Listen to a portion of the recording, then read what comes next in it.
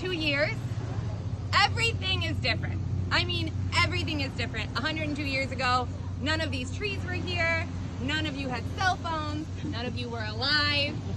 The only thing I can tell you is the same is Lake Erie and these cliffs. So you would still be standing here on a night in August. You women would be much more clothed. And you men would probably be a little bit more clothed, but not as heavily as we would be. And you would be looking at these cliffs. You would be hearing the waves crash. You would be watching the boats go by. And then you would say to yourself, man, I can't believe I'm still alive and don't have polio. Oh. So, this dock was not here, but there was a dock here. And the best way to get to the beautiful Hotel Victory, for you guys to see, and then all of my photos I will pass around. You're more than welcome to take photos of them yourself. I got all of these at the Historical Society, and then some of them are private photos that I photocopied, but you're more than welcome to take pictures of them. This is the Hotel Victory. She was the largest wooden resort at the time in the world. Her main building, which would be this part here, was 600 by 300 feet. And when we walk the perimeter of her today, we will actually only be walking a portion of the perimeter because this whole half that was the kitchen is completely wooded, so you can't really walk around it. But you'll get the size of her, you'll understand the magnitude of her near one of our last stops where you can look up and look at this picture and look at another picture I have and just see where she sat up on the hill there. The way that you came here today is the same way everyone came here 102 years ago. You came on a boat, presumably, or you flew, which most people didn't fly 102 years ago. And then you probably drove down Catawba Avenue to get here. Either that or Langram, but if you did come down Catawba, you took one of the two ways to get to the Hotel Victory. I'll start that with you, you can pass that around. So from these shores, there we go. You could either take the Victory Ferry, which was an exuberant amount of money, or you could take the little bit less expensive trolley from one of the downtown ferries and bring it all the way up Catawba, all the way to the Hotel Victory. Now the trolley cost about $2.50 in today's money, which was about 10 cents back then. And it was insanely expensive. So when you hop in a taxi tonight to go from Mr. Ed's to the Beer Barrel, and you pay $2.50, you're gonna think to yourself, dang it, that's expensive. I could have bought a 1/12 of a beer. So let me pass these around. Again, this is the Victory Ferry. She was not the only one. There was a whole fleet of them. This particular ferry did blow up and sink in the lake, as a lot of ferries did back then. Something about gunpowder and gasoline don't mix well, I'm not sure. I'll start this over here. Where did it leave from? It left from Sandusky, Toledo, and Detroit. So we had 3 different ferry lines, or ferries, that would leave from major cities along Lake Erie. And they would bring all the people in. And the hotel in her prime was never successful. It really had bad years almost every year. So all of these people would pay all this money to take the ferry or to take the train down Catawba. And then they would not stay at the hotel, they just wanted to see her. Who has been to the Grand Hotel on Mackinac Island? Who has stayed at the Grand Hotel on Mackinac Island? Oh, I'd love to. Yeah. Me too. So like Fun. maybe 1% of the people who raise their hand. We all want to see it, we all want to experience it, but not all of us want to pay the price of being there. And they have no air conditioning. Or TV. That is the closest thing you can get to our beautiful Hotel Victory, is the Grand Hotel on Mackinac Island. We are gonna go up this hill and we're gonna make a quick stop at the very top. Please take your time, it's not a race. I will wait for everyone to get up there before I start talking again. Between that camper, beautifully set up, and some of those trees, you would see this absolutely beautiful welcoming staircase to the Hotel Victory. Directly to your right, which is the area of the hotel we will not be walking around, was the dining hall and kitchen. and servants' quarters. So from here, you would look and you'd come up from either the boat, the photo that's circulating around, or you would come up from the back where the Hotel Victory trolley ran, and you'd have to walk around the servants' quarters to come up to the main entrance. Where we're gonna walk along this road, straight back, is where you would walk directly through this front door, and then it's the section of the hotel that's between the main building and the kitchen. So I'm gonna pass this around. You all are more than welcome again to take photos of it, check it out. So this would be her front entrance. Here, I'm gonna give you guys some stats. Blow your mind. Okay, Again, not too much now. yeah, not too much. Yeah. Keep your hats on. I have my stats written down, because again, I'm not a mathematician, just a naturalist following your notes. The hotel opened on July 12th in 1892.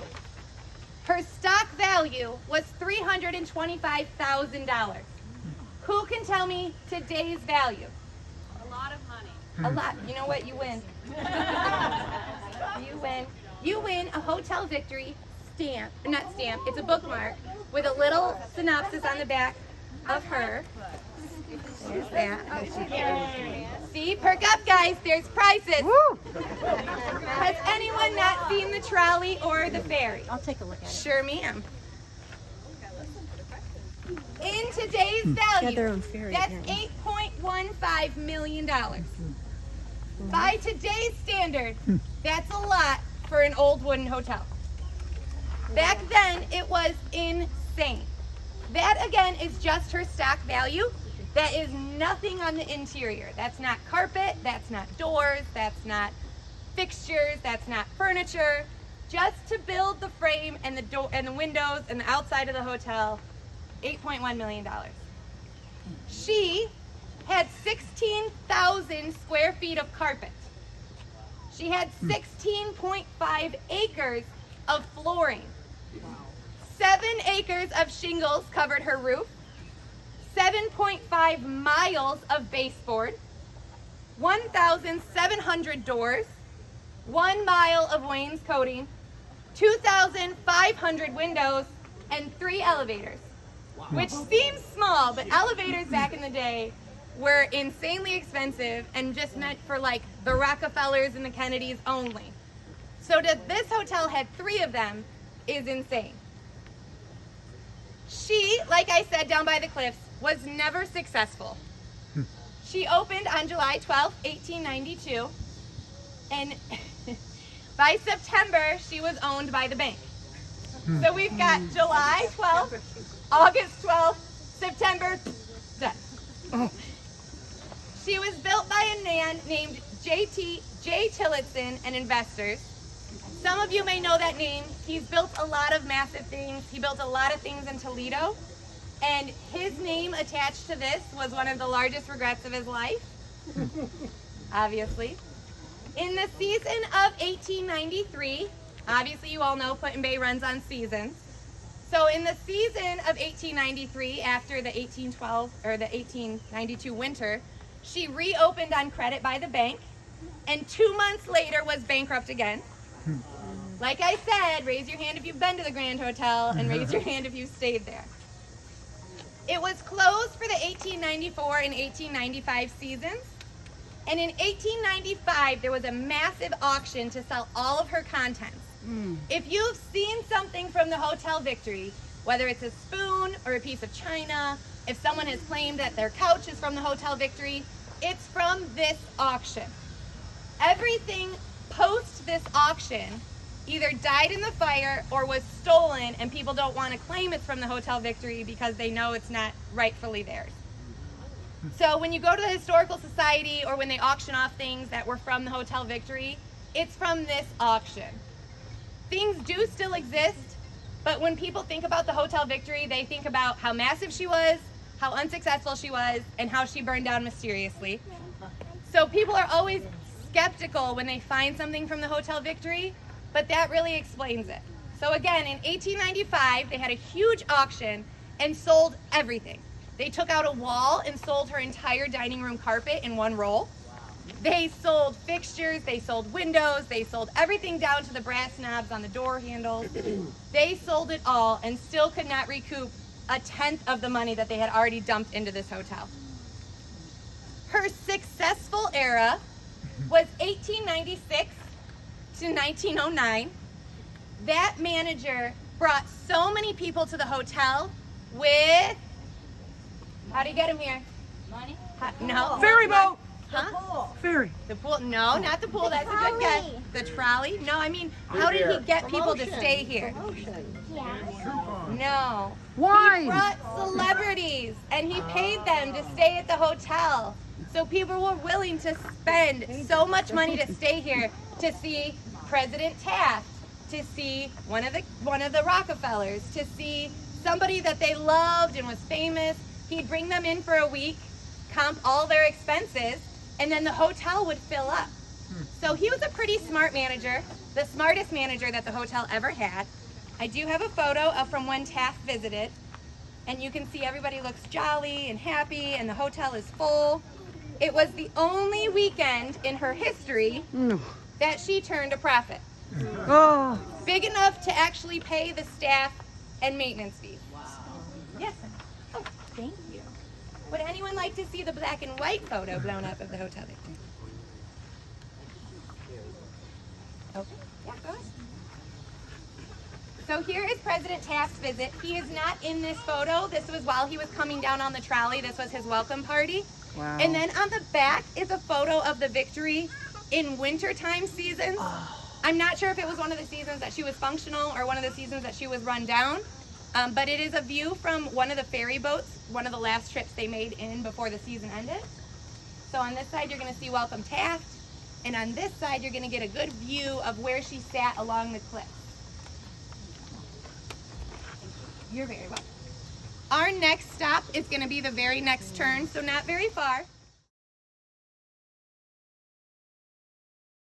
Desperate to spend the night with someone and was going to the servants' quarters to meet him. That's it. People who came to the Hotel Victory wanted the grand front entrance. They wanted the cliff, they wanted the walkways, they wanted the beautiful porch that looked over the water. They didn't want this section. This was the servants' quarters. All along Niagara there were our servants' houses, which some of them still exist. And if you were back here, you were questioning what you were doing with your life. As most servants do, I guess. This is the area that the hotel would drop guests off at. So the trolley turned down Niagara. There are some stone pillars on the other side of this chain link fence that exist from the trolley still. It would keep going into a maintenance area, but it would drop guests off more by the cemetery, and then they would walk up along the side of the kitchen and come in the front. Just like when you're walking into Disneyland, you want the Mickey Mouse sign. You want the Disneyland sign. You don't want to go in through where the employees are eating their lunch or where the employees are getting dressed into their Minnie Mouse outfits. You want the wow. You want that factor. So again, if you were standing here 102 years ago, you were either very poor, very desperate, or very lost. Yes, Sue? Was there a sidewalk that people could walk from downtown? There, just like today, there is not a sidewalk that people can walk from downtown. Take it up with your township trustees. Oh, I could go on. Right? Who's almost hit somebody on Catawba? And I've been sober 90% of the time. I've been hit or almost hit. So, as the servants' quarters go, most people's number one question when we talk about the fire, and we're going to get it out of the way right here, who died? Nobody died. The only death in the Hotel Victory saga was a man who supposedly passed away by suicide when there was a smallpox outbreak at the hotel. And servants were quarantined, guests were quarantined. I'm sure there were masks involved. And one of the guests was diagnosed with smallpox, and he was so distraught with grief, he threw himself off the cliff because he didn't want to die a painful smallpox death. That is a rumor. That is not in a history book. That is not in any account. but it is something you will hear perpetuated because it's one of the only really electrifying things that happened at the hotel before she burned down. So, again, just to get it out of the way, no deaths in the fire, which we will talk about. But does anyone have any other questions for right now? Before we move on. Yeah, what was the insurance claim after the fire? Ooh, that's a good question. Probably what happened. And we'll get there. You just hold that little nugget right in that beer and pop it back out when we get there. Yes. That's a really good question. So depending on what kind of guest you were, you could go to 3 stories. There was the main story where you checked in, and then 2 stories above it. The 3rd story was more for storage. All of their hopes and dreams just laid there. But other than that, in the dining hall, it was a 2-story dining hall. So on this side, there's 2 stories. And then in the hotel itself, there was actually 4 stories, but just the top 3 were for guests. And then the very, very top one, like I said, was for storage. Yes. Where did they get their staff from, and where did the staff stay? That is a great question. So the staff stayed pretty much in the servants' quarters, or on the top tiered layers of the floors of the hotel. And they got their staff exactly how we do today. Summer help, students that were in universities at the time, people who lived on the island who wanted to have a little bit of money here and there for spending. They did not keep staff very well. Obviously the hotel was in and out of bankruptcy, so they would have to fully restaff because people didn't trust them when their last checks bounced, so they wouldn't come back for the next season. So it's honestly exactly like today. People bounce around from job to job until they find the one that they like. But that was a very good question. Yes? How many people stayed in the hotel the whole life of the hotel? That's a very good question. She asked how many people stayed with the hotel the whole life of the hotel, and the answer is 0. There was not one person who saw her from the beginning to the end, unless you count me. I meant like how many people stayed at that? Oh, like in total? I don't know. That's a good question. That's a good question. You should, like, if you ever become a doctor, write your thesis on it. Because I don't think anyone's ever done it before. Added it all up. But I don't know. Yes. So on the picture, there's that big kind of tower. It looks like it has a clock on it. So what was in it? So that was the main entrance. That literally was just rooms. And we'll get to the rooms and like how much they cost and where they were. And then above that, in the very, very tippity top, is actually where the fire started. So that's pretty much its whole claim to fame, is the front tower. Like this is probably the most recognized part of the Hotel Victory, is the front tower and the front steps. Any other questions? Yeah. How many rooms? We'll get to that at our next stop. So we will. Any other questions? All right, I'm gonna let you all know.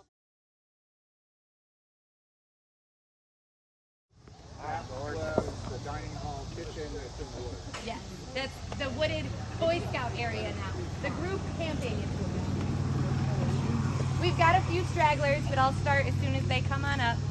What part? If you stopped for a s'more and didn't bring me one, you out. What part are we standing at right now? You are standing, I don't have a photo of where we're standing, but we're standing literally behind this corner. So if you would have looked this way, that would have been maintenance, just like it is today. And then this would have been the back side of the Hotel Victory, the naughty side, the servant side. Where everything happened. Yeah, where all the good stuff happened. You're my kind of lady. So, like I said, that road that we just walked down would have been the back side of the Hotel Victory. Those rooms would have been the cheap ones. None of you fancy people would have stayed there, okay? These rooms would have only had, a communal bathroom, maybe like 2 mirrors, and the windows faced the servants' quarters. There wasn't even a porch on this side of the hotel. Just screw it, chalk it all up, toss it away. The front side of the hotel is where you wanted to stay. You wanted to look at the lake, you wanted to see the ladies on the veranda, you wanted to see all the lovers making out on the walkways down by the water. I mean, I think they did that 102 years ago. People don't really change, right? So, I mean, if we do it today, they probably did it 102 years ago. So on this side of the hotel, these rooms would have been nothing.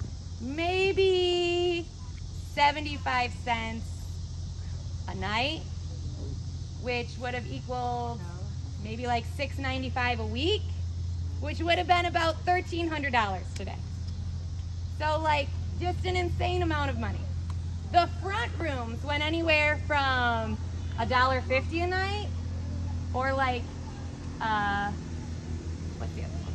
Where's my notes? It's not on that one. Let's make up a number. In today's money, which I can remember, it was $2,500 to $3,500 a week. Now that did include 3 square meals a day from the dining hall, and the hotel itself actually had a barber, a dentist, a lady doctor. 102 years ago, guys, that was really impressive, okay? They didn't even know ladies had parts 102 years ago. Okay? So, there was a bowling alley, and the dining hall itself could serve 1,200 people in one seating. So people would come here just to have dinner. They would fill the dining hall, 1,200 people, and they actually did 2 seatings a night. So some people would eat supper at 5, and then the more hip crowd, the really cool cats, would come in for like an 8 p.m. dinner. The ones who had really tough business to attend to downtown and just couldn't make the 5 o'clock dinner. So they did 2 seatings a night at 1,200 capacity. I don't know how many of you have been around for that long, but if you've ever been in the beer barrel with like 1,200 people, it's not fun. And I don't think I'd want to eat with 1,200 people. Imagine the forks clinking. Like it would just be deafening, right? Like nobody wants to do that. But people came from all over to eat in this insanely large dining hall. It had 3 automatic dishwashers. Ooh. That's insane for 1892. Whoa. That's insane for 1990 anything. Whoa. I know. Thank you. See, those are the reactions I'm looking for, people. Whoa. Stop it. Whoa. I know, I'm just blowing your mind with facts. So as we walk up this side of the building, where all of these lovely trailers are, just imagine all the fine people that would be in the Hotel Victory. Maybe the same. Maybe. So, we're gonna walk up this way. We are gonna stop right by the bathhouse. So if you didn't hit the last bathhouse, you can hit this bathhouse. And we're gonna see where the winged Victory statue was. Does anyone have any questions right now about any of the information previously stated? Yes. So, would people come to eat at the dining hall who weren't staying at the hotel? Yes. Oh yeah, for sure. Yeah.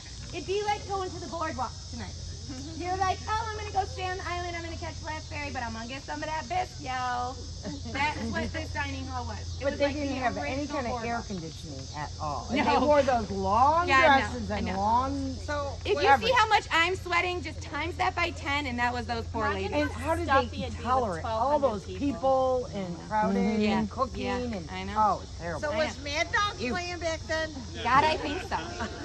I think so. Maybe even Ray Fogg, too. Yeah. Yes, that one's a done. Yes. Was there a dancing hall? Okay, that's a really good Ooh, question. good one. She asked if there was a dance hall, and absolutely not, young lady, go to bed. No, there was dancing. It was very lightly done. It was very petitely done. Women and men weren't really allowed to get around like that at the Hotel Victory. It was a very high-class place. We're going to talk about intermingling men and women when we get to the swimming pool, because that is not gossip. Okay. Yeah. Oh, But wait yeah, till you see their there bathing There suits. were dances that the managers would put on, but they didn't draw a lot of people. People weren't really into dancing 102 years ago. It was like the devil's music. I don't know. It's weird stuff. So we're going to walk straight up this road after this question. How much did it cost to have dinner? How much did it cost to have dinner? That's a really good question. It depended on what you ordered. I've never seen a menu from the dining hall. It wasn't one of the things that they would have auctioned off in 1895. And it's definitely not one of the things that they would have tried to save in a fire that spread so rapidly. And it's not anything that anyone snapped with their smartphone, so I've never seen one. I can't tell you prices. I'm sure it was insane. I don't even know how much this costs these days. Yeah, cause. Oh, we've got some newbies. Sorry. No, it's totally fine. We talk about the fire at the end of the tour, but you're more than welcome to come along. That is a great question, and I promise you we'll get to that. Oh, okay. All right, Well, hang head in up there. right to the next bathhouse. Was from 1896 to 1909. Let me check my notes. I think so. I think I know those dates pretty well. Yep. Okay. Her only successful area was 1896 to 1909. I even wrote it down the way I said it. Thank you. Bravo. Thank you. So, from those times, with their very successful manager, his way of bringing people to the hotel was by what? Celebrities. You get a bookmark. Use this to mark your book or kill your flies. Do whatever you want. There's one. Oh, there it is. Rude. You're like right at the height for shin kicking. So you can get him back. Who found it? He is shy. Who's this? Oh no, you're so cute. So one of the celebrities that he brought to the hotel in 1907 was the Winged Victory. Who recognizes this statue? Okay, good. There is a miniature one in the Butterfly House. Yeah. There's also a miniature one in the Historical Society, or it's a photo, one or the other. And they sell miniature ones at Barnes on Catawba. So she is quite famous. She was commissioned in 1906 by the manager and revealed in 1907. She brought in hundreds of thousands of people for her reveal. On the back of this photo is the pedestal you will see right here in front of you, where she stood over 27 feet tall. She was massive. She was made of bronze, and she was gorgeous. She was made by a German artiste. I don't know how to say artist in German. Anybody? Bunch of uneducated swine. What? Artist in German? You got it? I don't know. Well, you don't get a bookmark then. You would have got 2 bookmarks for that. So this pedestal stood about 9 feet in her glory, and then on top of that was another 27-foot statue. So that's pretty impressive. Made of bronze, commissioned by a German artist. She had multiple commissions, so you could get her with a wreath, you could get her releasing a dove, you could get her holding a lantern. Full circle, guys. Full circle. We're on a lantern tour. And the manager chose the staff and the wreath. The staff to guide the ships home like a shepherd, because she stood on the corner of the cliff. And the wreath to represent prosperity and success. It wasn't success. It wasn't successful. I know. I love that you get my joke. Now, in 1907, she was brought here and revealed. Who knows what happened? Don't laugh. I'm not a historian. I'm a naturalist. Oh, no. Where's my note? Hold on. I know one of you know. Tell me the years of the First World War. 1914 to 1918. She was taken down and hidden in a barn because the U.S. government wanted her for scrap metal for the war. What? Yeah, crazy, right? Scrap metal. So they wrapped her in a bunch of blankets. A bunch of men hauled her down, threw her in a barn on the island, and said, "Holy hell, we got to save this. It's a big piece of our history." The Second World War, which was after the hotel had burned down, was in the years 45. That's what it is. 1939 to 1945. I just thought of those. Thank you. Do you want a bookmark? The U.S. government got her in 1942. They found her in said barn, although she had been moved several times, and they melted her down for scrap metal into little bullets that shot the Germans. Yes, you're lying. That's not true. You're a bad historian. Get back your bookmark. Get back your bookmark. Cheryl, harsh. So I'm going to pass this beautiful photo around. The best part about this pedestal photo is if you were to turn around you would see that beautiful corner of the Hotel Victory, and you would be able to say, wow, she was right here. Everybody say it with me. Wow, she was right here. Oh, yep, I know. Just awe in your voices. It's great. Here you go. Pass her around. The Winged Victory was an exuberant amount of money. I don't know for sure, but a 27-foot bronze statue brought in from Germany was probably not cheap. But she did bring in thousands of people for that day and the following months. Like I said, her successful era was through 1909. So for 2 solid years, she watched over the hotel. She made sure nothing bad happened. And then she was taken down by a war and it burned to pieces. So who's to say what her job really was? I don't know. In 1909, the doors closed. The successful manager died. I'm not sure of smallpox. I'm hoping not smallpox. And then they started an era of being completely closed for 10 years. From 1909 until 1919, which if you've been paying attention, is the year it burned down, it was closed to everybody. The bank owned it. They didn't even do an auction to sell off anything. They were just so done with her. Plus, when they reopened in 1896, they furnished her with really cheap stuff because they were like, well, she hasn't been successful yet. Let's not put too much money into her. So from 1896 until 1909, she was a roaring hotel. President Taft was here. Insert celebrity name here was here. And so she was good. The manager passed away. His house actually still stands. A very, very nice lady lives in it right back there. You will not see it on this tour. Oh, the giant one. Because she doesn't give tours.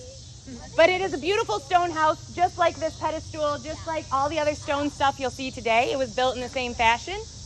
Over to your left,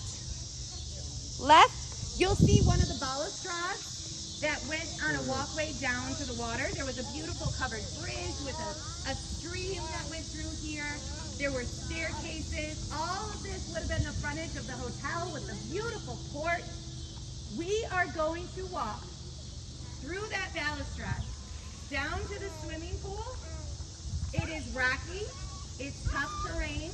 If you're driving, you can just drive down to the front of the swimming pool. We will answer. Okay. Does anyone know, not you, John Mitchell, does anyone know what this swimming pool was called? A natatorium. You get a bookmark. A natatorium. Can everyone hear me? Okay.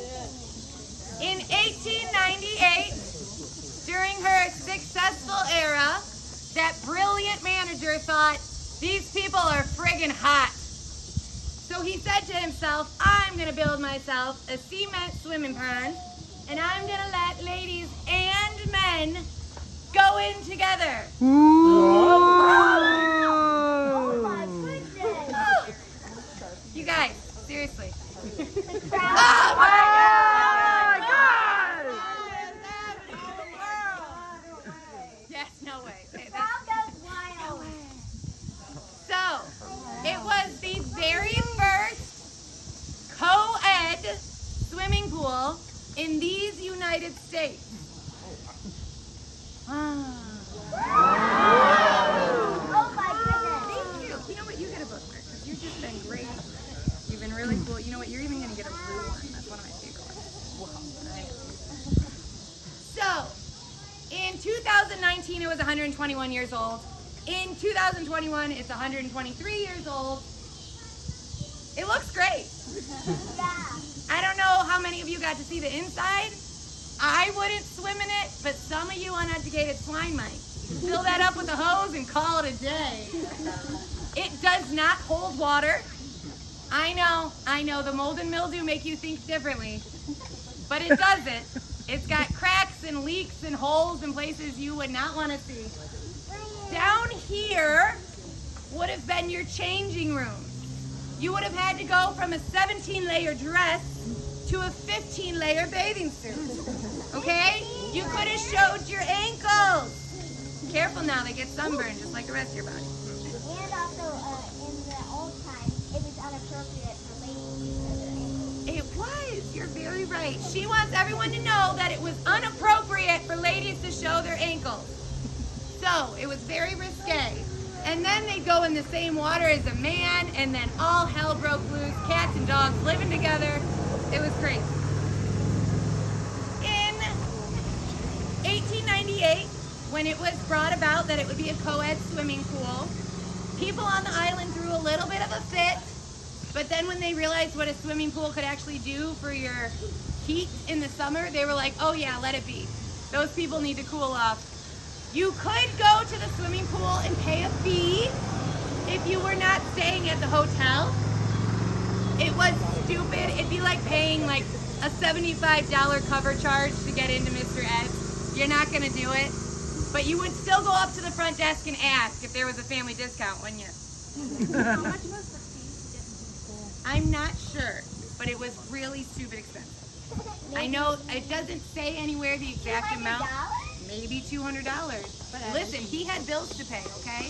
$200 for a pool visit might be worth it to somebody. So it really was exclusive to guests of the hotel. You could stay in a cheaper room and then also not pay to use the pool if you wanted to save a little bit of money.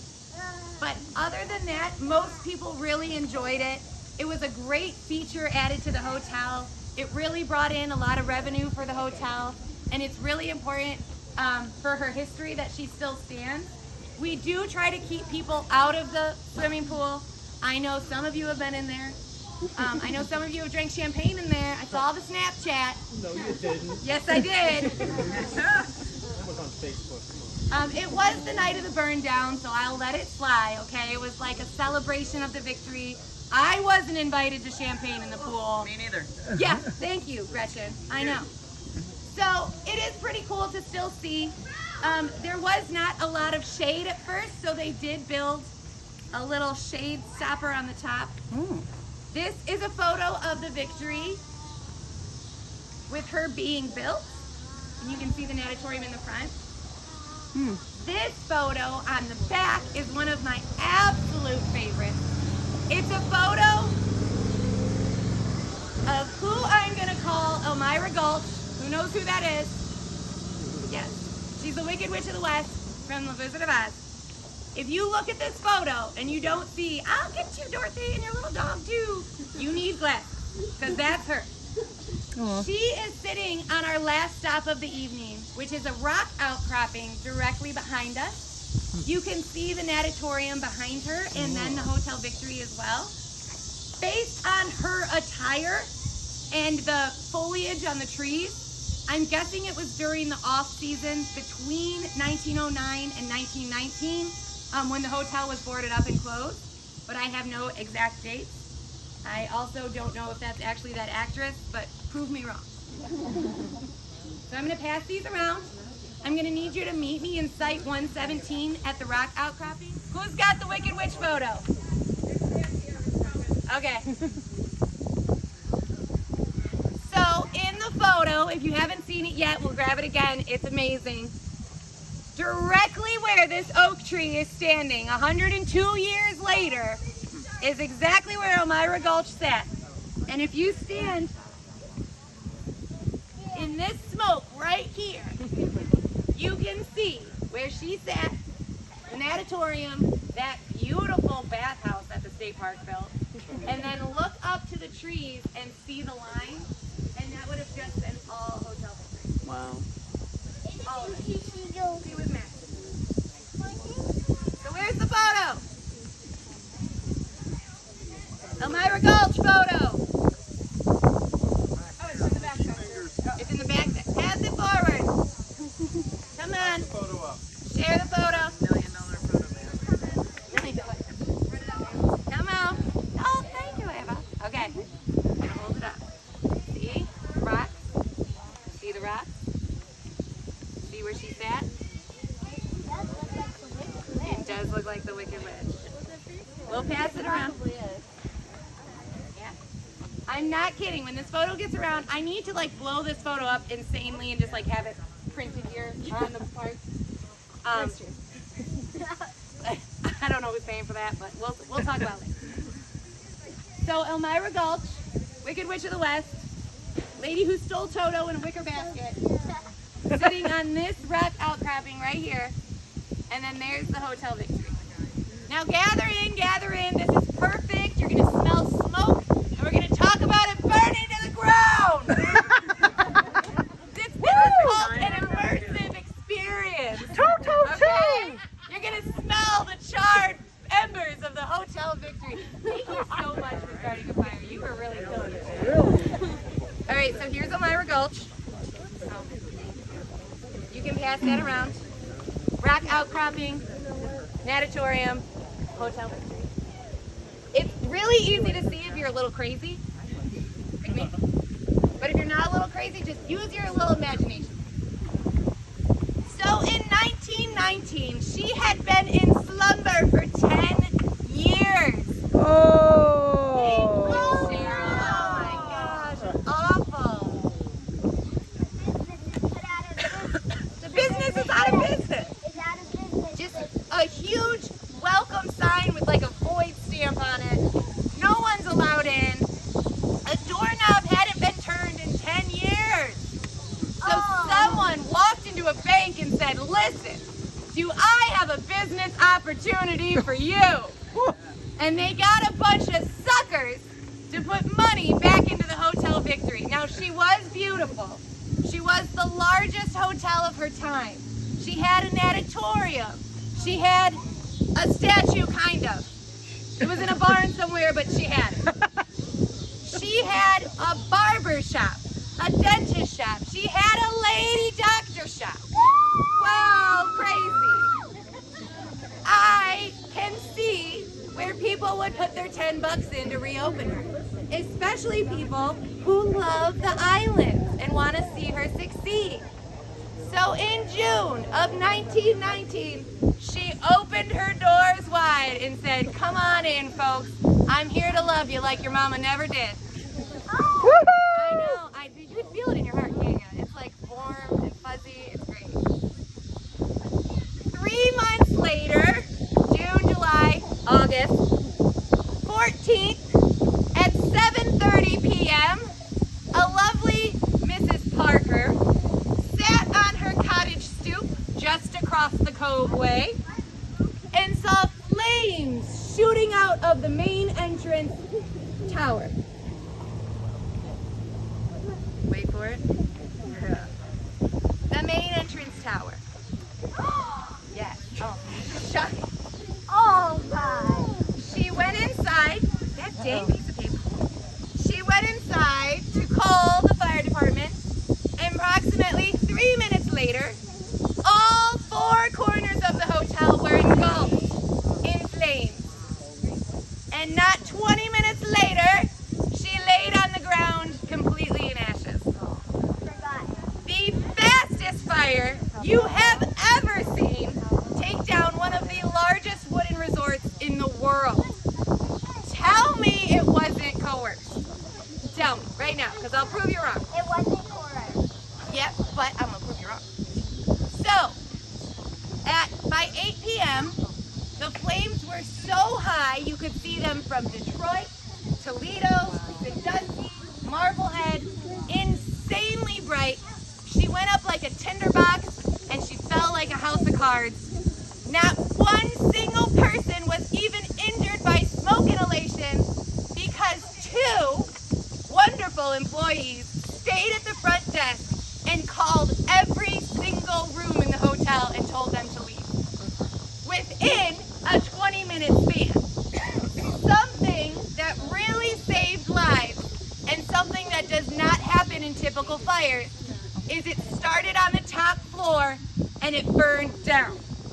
Most fires, whether electrical, started by arson, any other way, a lantern, start on bottom floors where most of the capacity of people are and burn up, so it takes a little bit longer. So this fire started in the top floor. They were able to call every servant's quarters, every dining hall guest, every guest that was staying in the hotel at the time, which was not a lot, to be fair. very unsuccessful. If I have not hammered that home tonight, I just want to, you have been on the wrong tour. So the two people who stayed at the front desk did get a little hoorah, a little hero welcome after they came out and realized that no one had been injured in the fire at all. Something that was a little injured, you could say, in the fire was people's morals. Before leaving the hotel, they took anything they could carry. I'm talking dishes, lamps, rugs, pillows, bed frames. They were chucking them out the window as fast as they could. And as fast as they were chucking them out the window, people were taking them from the hotel, dragging them down to the cliff, and throwing them to boats who had come to see the fire. There was an entire living room set found on Kelly's Island from the Hotel Victory.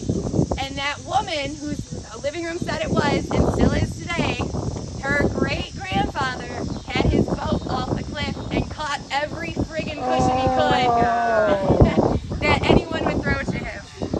I want to think that they did it for prosperity reasons, to save a piece of the hotel.